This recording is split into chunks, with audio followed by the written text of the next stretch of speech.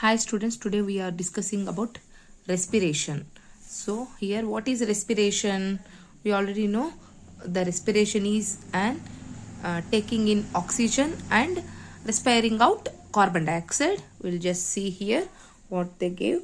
So we already know that nutrition food material is taken, and in the process of nutrition that all the nutrients will be carried to the cells.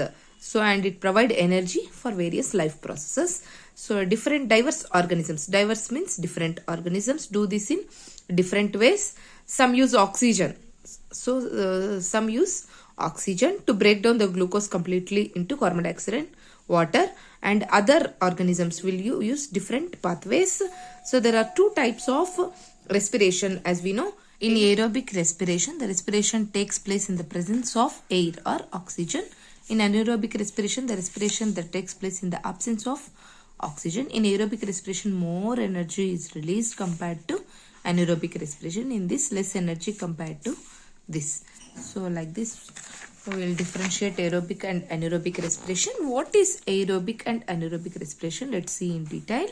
So there will be breakdown of glucose, which is a 6 carbon molecule, into 3 carbon molecule called pyruvate. So this process will take place in the cytoplasm of the cell. See here. So in the cytoplasm, glucose, a 6 carbon molecule, will be broke down into pyruvate, a 3 carbon molecule, plus energy.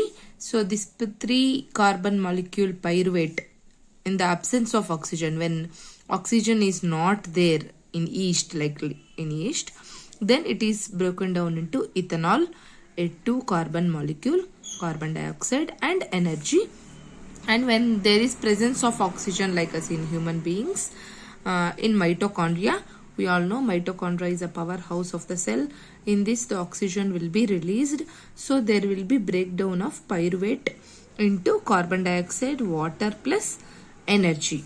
So in the muscle cells, sometimes if the oxygen is not there, or when the oxygen is not sufficient, when the lack of oxygen, it is converted into lactic acid, that is a 3 carbon molecule plus energy.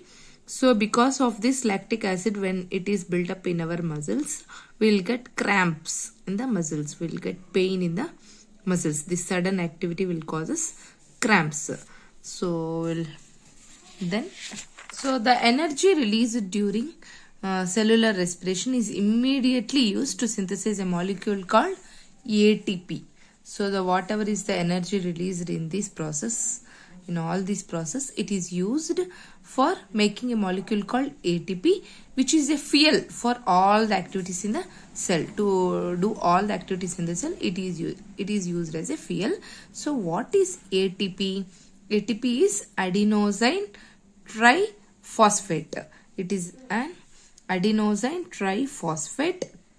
So it is formed by like this. It is an energy currency in most cellular process. So see here, adenosine diphosphate. Di means 2 phosphates plus 1 phosphate is added in the presence of energy. It is bond is formed. So to form ATP, adenosine triphosphate, it is an energy currency for most cellular processes. The energy released during this process is used to make an ATP molecule, I already told. So during respiration, whatever is the energy released, it is used to make an ATP molecule. It is broken down to give fixed amount of energy.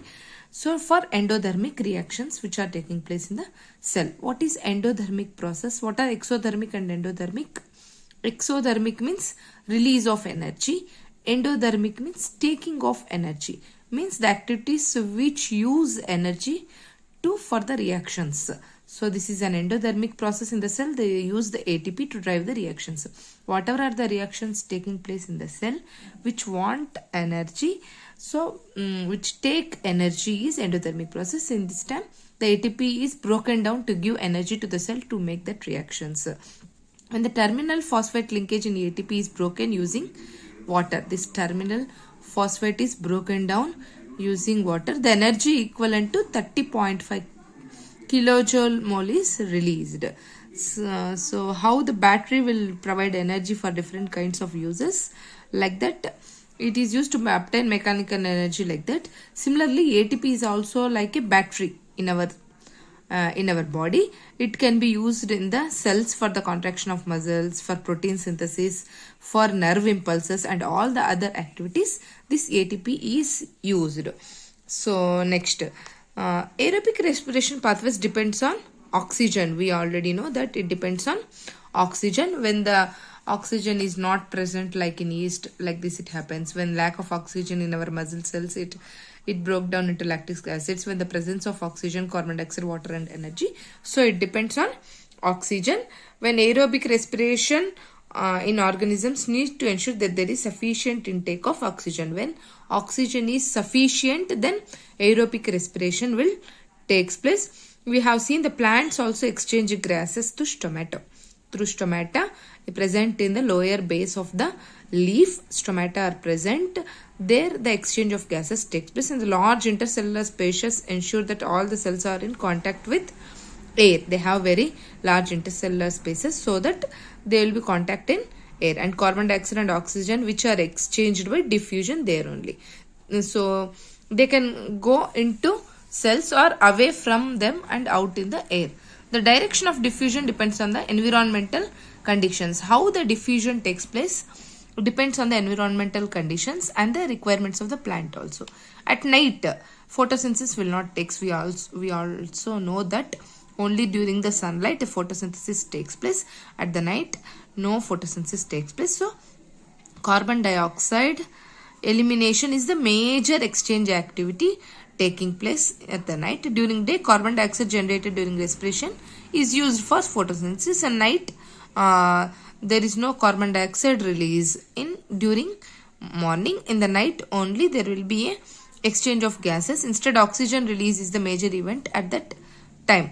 So morning oxygen is released during photosynthesis. In the night, carbon dioxide is released, which is used for photosynthesis in the morning.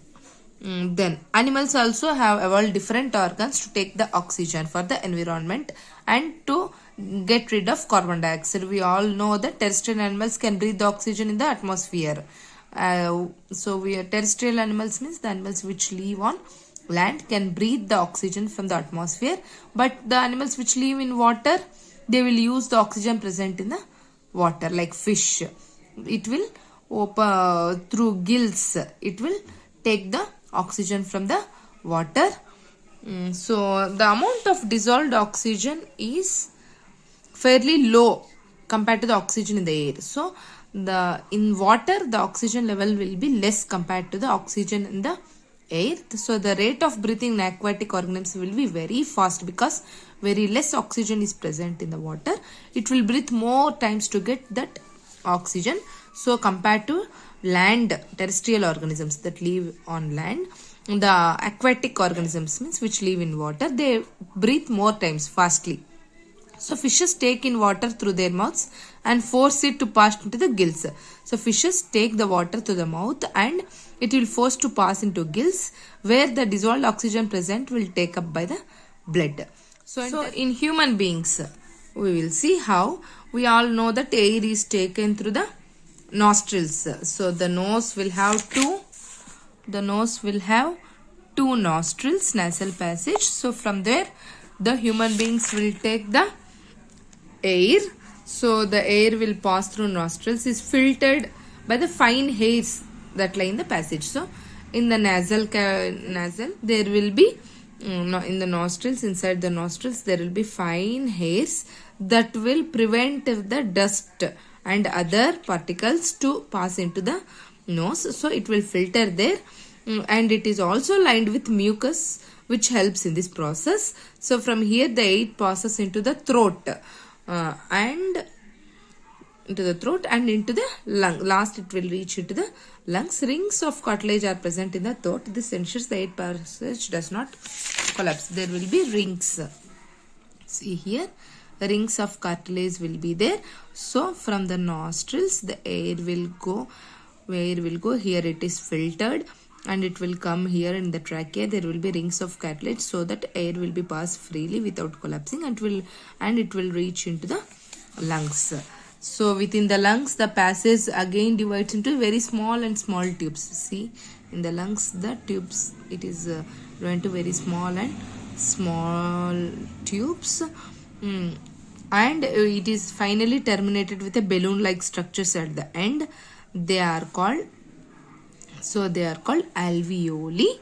In singular, alveolus. The alveoli will produce the exchange of gases. So at the tips, that balloon-like structures, there the exchange of gases takes place. The walls of alveoli contain many network of blood vessels. As we seen in earlier, is when we breathe in, we lift our ribs. We know that when we breathe inside, our chest comes little expanded. And also when we breathe outside, it will go inside. So when we will lift our ribs and flatten our diaphragm, and chest cavity becomes large. So because of this, air is sucked into the lungs and fills the this because in the alveoli. So the blood rings carbon dioxide. So the blood will bring the carbon dioxide from the rest of the body for release into the alveoli. Here again, the oxygen taken will be exchanged with the carbon dioxide brought to the alveoli. And the oxygen in the alveoli is taken by the blood in the alveolar blood vessels to be transported, and it is transported to all the cells of the body. During this breath cycle, air is taken in and let out. The lungs always contain a residual volume of air so that there is sufficient time for oxygen to be absorbed. So some oxygen will be left in the lungs so that there should be a sufficient oxygen between the breathing process and for carbon dioxide to be released. So when the body size of animals is large, the diffusion pressure alone cannot take the oxygen delivery to all the parts. Therefore, instead respiratory pigments take the oxygen to the lungs and carry to the tissues where there is deficient of oxygen. In human beings, the respiratory pigment is hemoglobin. So what is the respiratory pigment? Hemoglobin, which has very high affinity for oxygen. This pigment is present in RBC, red blood cells, red blood corpuscles.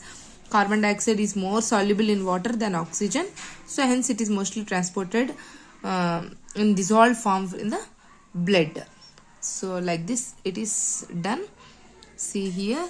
So the oxygen is taken from the nasal passage in the nostrils.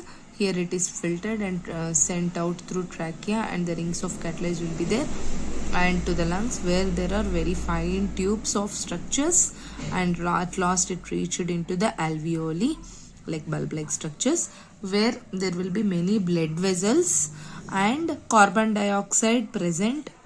The body is carried from the blood vessels to here. Then there is a quick exchange of oxygen and carbon dioxide. Again this carbon dioxide will be sent back but to the nostrils again, and the oxygen will be transported to all the parts of the body. And not only that, hemoglobin also will carry oxygen.